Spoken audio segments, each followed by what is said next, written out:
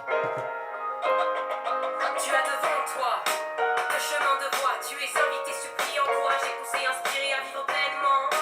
Tu vis dans le vent, suis le souffle venu d'un lieu inconnu. Cherche en toi celui qui est la voie. Écoute, vois et fais le meilleur choix. Si tu crois en celui qui est la vérité, la vie. Si tu dis à tes amis que tu l'as rencontré ici, qu'il vit ainsi, qu'il l'a dit il y a 200 décennies et qui t'invite aujourd'hui à vivre avec Bonjour à toi tous, la plénitude sans bienvenue. amertume.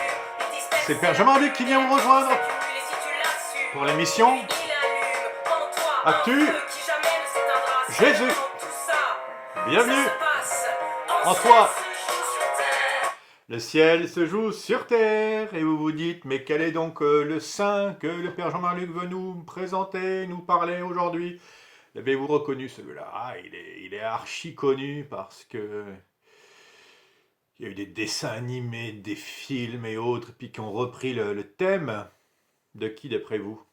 Georges qui terrasse le dragon. Tadam! Je vous fais voir et puis je vous parle de Georges parce qu'aujourd'hui c'est la Saint-Georges et on pense à tous ceux qui s'appellent Georges. Et entre autres, j'ai un frère qui s'appelle un frère de religion ici à Tichy qui s'appelle Frère Georges. Il est en maison de retraite là en ce moment. Je lui ai passé un petit coup de fil. Oh, on pense à tous nos anciens qui sont en EHPAD et en maison de retraite tous nos voeux les accompagnent et qu'est-ce que c'est dur, hein, qu'est-ce que c'est dur pour eux.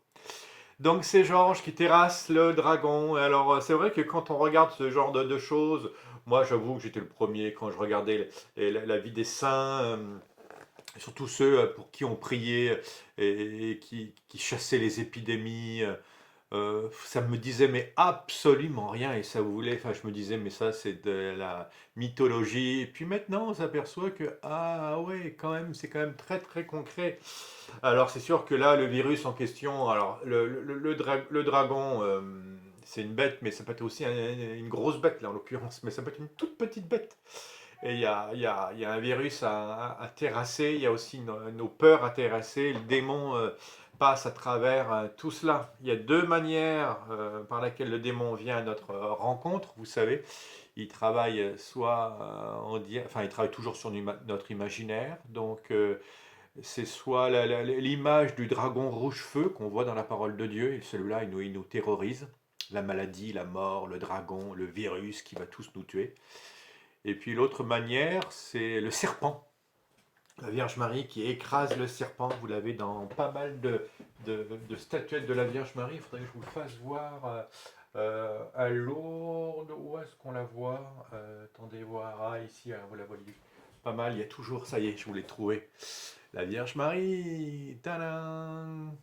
Parce que j'ai plein de Vierges Marie. Ah, je vais vous faire visiter tout ça, de ces quatre.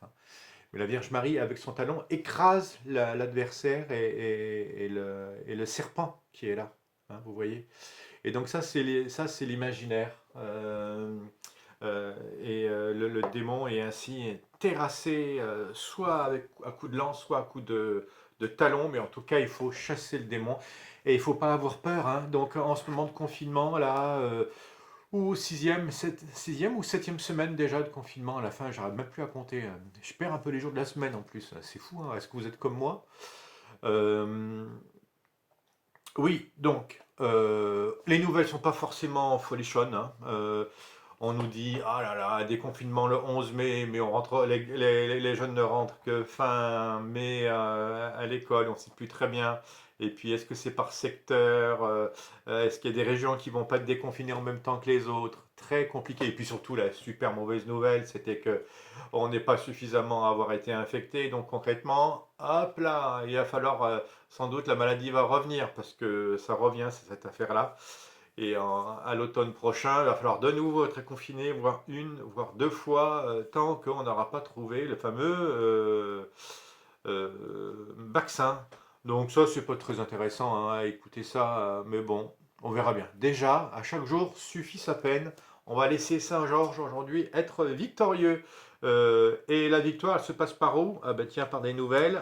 Aujourd'hui, il ne nous manque plus que... Ah, attendez, je vous le montre d'ici. 12 12 inscrits.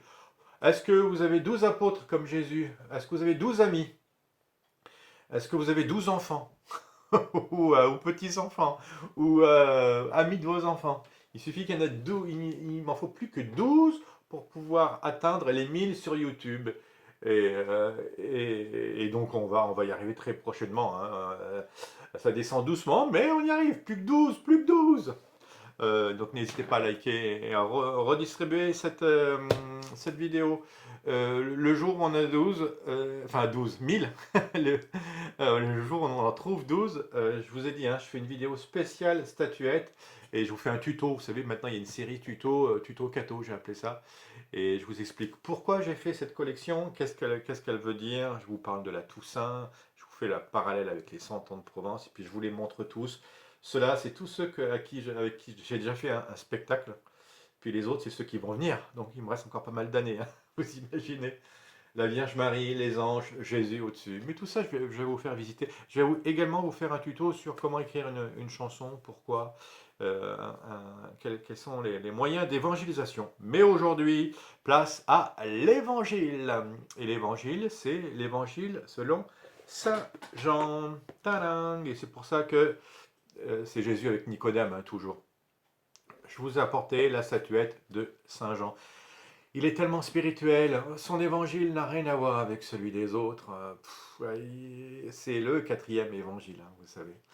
Et il nous ramène des dialogues, des rencontres, et combien Jean a contemplé le mystère de Jésus. C'est pour ça qu'il a l'aigle là en dessous et la parole de Dieu. Alors, il est en train de contempler Jésus, il écoute Jésus raconter cela, peut-être qu'il était là, mais c'est vrai que ce dialogue entre Nicodème et Jésus, c'est très fort. Peut-être que Nicodème lui-même a tout raconté à Jean, ça se peut bien aussi. Alors c'est Jésus qui parle, Jésus miséricordieux qu'on fait toute cette semaine, hein, on est dans cette logique-là. Mais j'ai voulu prendre un autre Jésus que celui-là, parce que c'est pratiquement un Jésus, il y a le Jésus de l'Ascension, je vous en reparlerai, c'est lui, hein. C'est une de mes rares statuettes où Jésus n'est pas droit, mais Jésus est normalement, bon bref, plat, mais s'en va, quoi. Mais Jésus monte, mais aussi Jésus descend. Je vous le lis tout en, vous allez comprendre. Celui qui vient d'en haut était au-dessus de tous. Vous comprenez pourquoi? Je vous le fais voir bien comme il faut, là. Tac. Voilà, celui qui vient d'en haut était au-dessus de tous. Celui qui est de la terre est terrestre, et il parle de façon terrestre. Donc, vous comprenez que Jean contemple le Christ qui est au-dessus de tout. Celui qui vient du ciel est au-dessus de tous. Il témoigne de ce qu'il a vu et entendu. Donc cet évangile aujourd'hui nous parle de la Sainte Trinité. Dieu qui est Père, Fils et Saint-Esprit. On attend l'Esprit Saint pendant ce temps, hein. Et alors Jésus se plaint parce que personne ne reçoit son témoignage. C'est impressionnant. Dieu est venu à notre rencontre, mais personne ne reçoit son témoignage. Mais celui qui reçoit son témoignage, alors ça y est, ça c'est Jean, et donc ça c'est nous aujourd'hui. Mais celui qui reçoit son témoignage certifie par là que Dieu est vrai. Alors c'est Jean, mais aussi c'est Jésus, le Fils, qui est venu nous témoigner, nous faire venir. Donc c'est pour ça que c'est un aller-retour, ce Jésus-Christ, quand je vous parle de trou d'ozone, de trou dans la stratosphère. C'est Dieu vient à notre rencontre. C'est même pas dans la stratosphère, hein, c'est dans cette quatrième dimension. Dieu est tout proche et il vient. Celui, donc c'est quand même lui qui reçoit son témoignage, certifie par là que Dieu est vrai. C'est lui, mais aussi c'est aussi chacun d'entre nous. D'accord? Il faut goûter la présence de Dieu. En effet, celui que Dieu a envoyé dit les paroles de Dieu, car Dieu lui donne l'esprit sans mesure. C'est pour ça que je voulais également vous faire voir, mais je vous la referai voir pour Pâques, celle-là. Ma petite croix avec l'Esprit Saint derrière, croix trinitaire, d'accord? Mais je vous la referai voir pour la Pentecôte. Car Dieu lui donne l'Esprit sans mesure. Donc toi qui écoutes là, en effet, celui que Dieu a envoyé dit les paroles de Dieu. Acclamons la parole de Dieu. Pourquoi on ose dire ça? Parce que c'est Dieu qui nous envoie, parce que c'est l'Église qui nous envoie. En effet, celui que Dieu a envoyé dit les paroles de Dieu, car Dieu lui donne l'Esprit sans mesure. Allez-y, allez-y pour recevoir l'Esprit Saint sans mesure. Le Père aime le Fils et il a tout remis dans sa main. Waouh! Celui qui croit au Fils a la vie éternelle. Ça, c'est fort. Mais celui qui refuse de croire le Fils ne verra pas la vie, mais la colère de Dieu demeure sur lui. Alors ça, permettez-moi de m'arrêter une minute sur ce fait. Il y a les deux vont ensemble, hein. Celui qui croit au Fils a la vie éternelle. C'est pour ça qu'on ne peut pas faire autrement que d'aller annoncer Jésus-Christ vivant, ressuscité. Parce qu'on veut que nos frères et sœurs, et pas uniquement que nous, tous ceux qui veulent bien puissent écouter et avoir cette vie éternelle. Je l'annonce, c'est capital, hein. Donc ça, j'avais déjà insisté, donc je veux quand même passer. Mais les deux vont ensemble. D'un côté, il y a celui qui croit en Jésus a la vie éternelle. Celui qui refuse de croire, le Fils ne verra pas la vie.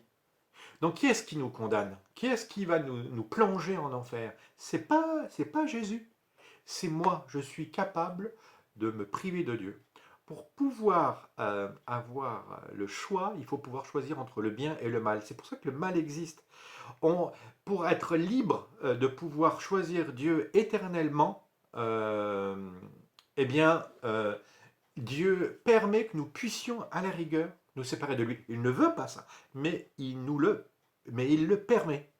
Et cette liberté, le démon va essayer que nous puissions l'exercer jusqu'au bout pour ne plus croire en lui. Celui qui refuse de croire le Fils ne verra pas la vie. Je peux me damner, je peux me priver de Dieu. Et Dieu n'ira pas contre mon désir. C'est très impressionnant, cette capacité que nous avons de nous perdre, parce qu'elle met en valeur d'autant plus le choix que nous avons à faire par rapport à notre capacité de nous sauver. Donc les gens, vous avez à évangéliser, non pas en les forçant, mais en essayant de les faire réfléchir pour qu'ils puissent aller et qu'ils puissent choisir par eux-mêmes entre le bien et le mal. Et c'est ça le propre des éducateurs chrétiens. On a besoin de religieuses chrétiens, de religieux chrétiens qui s'occupent de l'éducation, de nouveau, de saints laïcs qui aillent dans le monde de l'éducation et qui annoncent Jésus-Christ ressuscité, pour apprendre aux jeunes à choisir entre le bien et le mal, et pour qu'ils puissent choisir le bien. Si vous n'avez qu'un seul choix, c'est choisir le démon, le dragon, alors évidemment, ils n'auront pas le choix. Moi, je suis effaré des jeux vidéo en ce moment sur YouTube. On voit tous les gamers nous en parler. Mais c'est vraiment, c'est la reine des dragons, hein, vous voyez. Et on n'a rien à proposer. On n'a pas un Saint-Georges qui vient terrasser un dragon. Mais punaise, vivement qu'il y ait des gamers chrétiens et catholiques qui aient suffisamment d'argent pour pouvoir nous produire des jeux pour distraire un peu nos garçons. Enfin, tant mieux. Mais ça, c'est un problème d'éducation, un problème d'engagement. Il faut proposer, il faut donner l'alternative, vous comprenez, hein? C'est pas mon petit chéri, tu verras plus tard, quand tu seras grand, tu choisiras. Non, il faut pouvoir donner le goût pour pouvoir dire, ah mais oui, l'eau fraîche, c'est bon, c'est pur, ça me fait du bien. Si vous n'avez bu que du Coca-Cola durant toute votre jeunesse, eh ben, vous n'aurez que ça au goût et il y a un apprentissage, hein. Un apprentissage au bien, un apprentissage et une éducation à choisir l'éternité.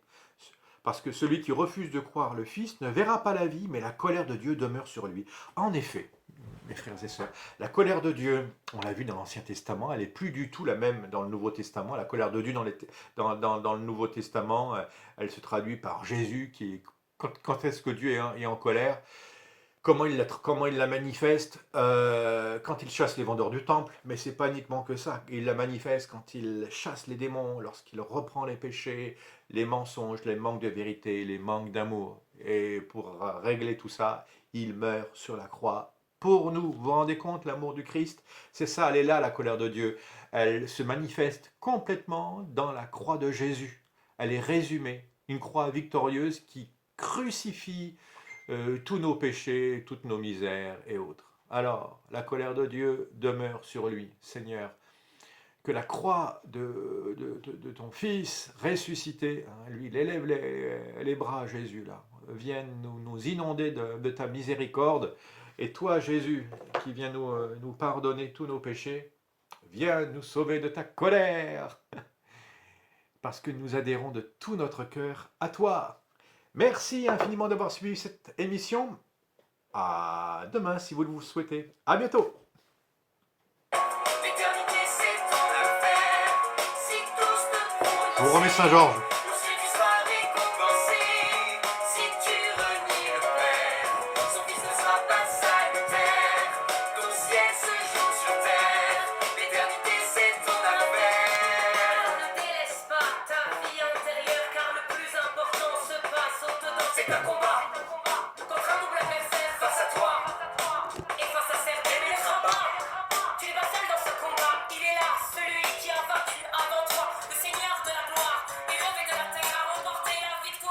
attention pour tous